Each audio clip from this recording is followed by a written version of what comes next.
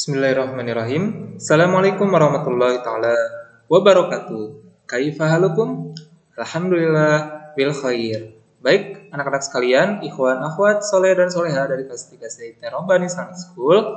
Pada hari ini kita akan sama-sama belajar materi terakhir tematik di semester 2. Alhamdulillahirrahmanirrahim.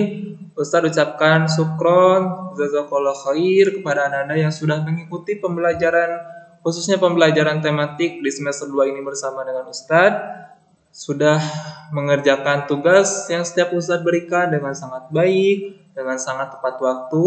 Ya, untuk itu, marilah kita sama-sama mengucapkan lafaz basmalah untuk memulai materi pembelajaran hari ini. Bismillahirrahmanirrahim. Baik, anak-anak sekalian, kita akan belajar materi hari ini itu tematik 3H, Praja Muda Karana atau Pramuka. Nah, di subtema 4 ini kita akan belajar tentang Aku Suka Berkarya, muatan bahasa Indonesia. Materi pertama menjelaskan makna arah mata angin. Nah, arah mata angin adalah panduan untuk menemukan atau menentukan arah.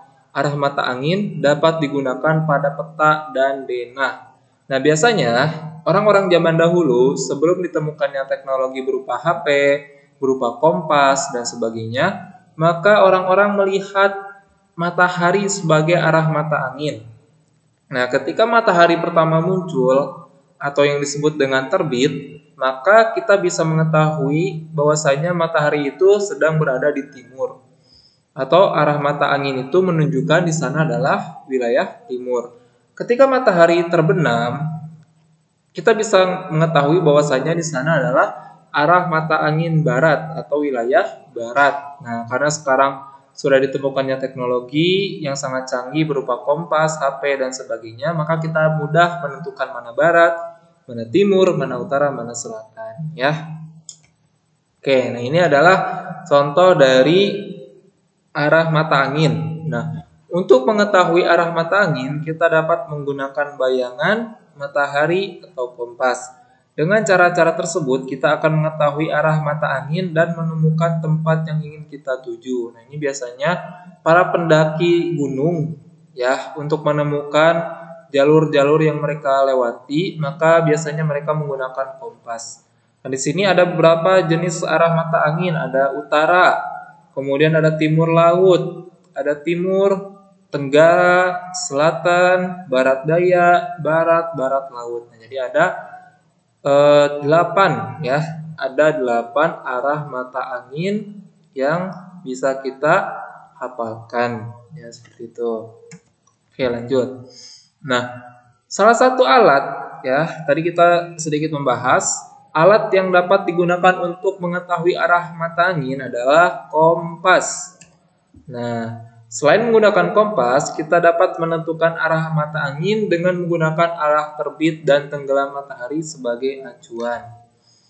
Kemudian, kita akan belajar muatan PPKN, yaitu pengamalan Pancasila dalam kehidupan sehari-hari. Nah, ini sering kita bahas ya dalam tematik-tematik sebelumnya mengenai Pancasila dan pengamalannya. Nah, Pancasila merupakan dasar negara kesatuan Republik Indonesia. Nah, jadi Indonesia ini atau negara Indonesia ini berlandaskan atau berdasarkan pada Pancasila. Nah, kehidupan berbangsa dan bernegara, seluruh rakyat Indonesia berpedoman pada Pancasila. Nah, kebiasaan gotong royong ya contohnya. Kebiasaan gotong royong merupakan nilai-nilai luhur yang terdapat pada Pancasila. Nah, ini salah satu contoh dari penerapan nilai Pancasila, sila ketiga yaitu Persatuan Indonesia. Jadi, Anda mungkin ada yang sudah hafal mengenai isi dari Pancasila, yaitu ada 5 ya. Yang pertama itu ketuhanan yang Maha Esa, yang kedua kemanusiaan yang adil dan beradab, yang ketiga persatuan Indonesia, yang keempat kerakyatan yang dipimpin oleh hikmat kebijaksanaan dalam permusyawaratan perwakilan, dan yang kelima keadilan sosial bagi seluruh rakyat Indonesia. Nah, itu adalah merupakan poin-poin atau sila-sila dari Pancasila. Baik. Nah, kita lanjut ke pembelajaran 6, yaitu menjelaskan posisi suatu tempat pada denah. Nah, denah memudahkan kita untuk menemukan suatu tempat atau jalan menuju suatu tempat.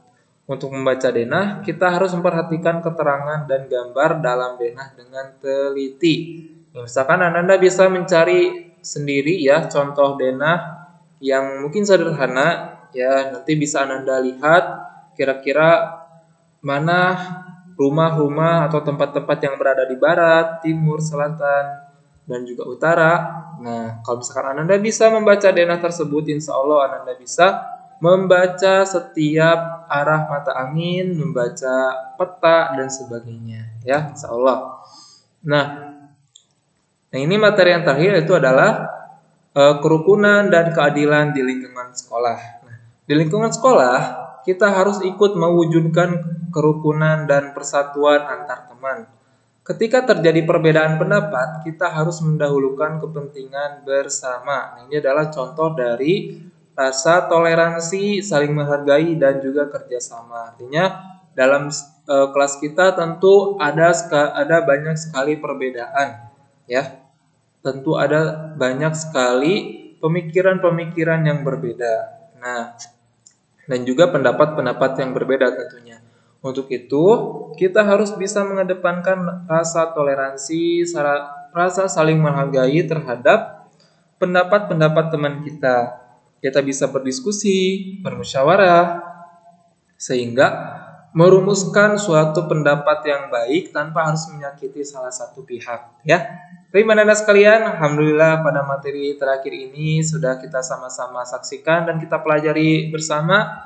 Ustaz ucapkan syukron jazakallahu khair kepada Anda yang sudah menyaksikan video pembelajaran hari ini. Sampai jumpa di semester selanjutnya dengan kelas yang berbeda.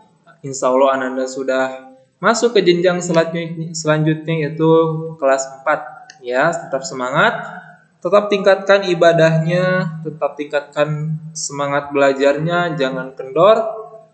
Sehat selalu. Billahi taufiq wal hidayah. Wassalamualaikum warahmatullahi taala wabarakatuh.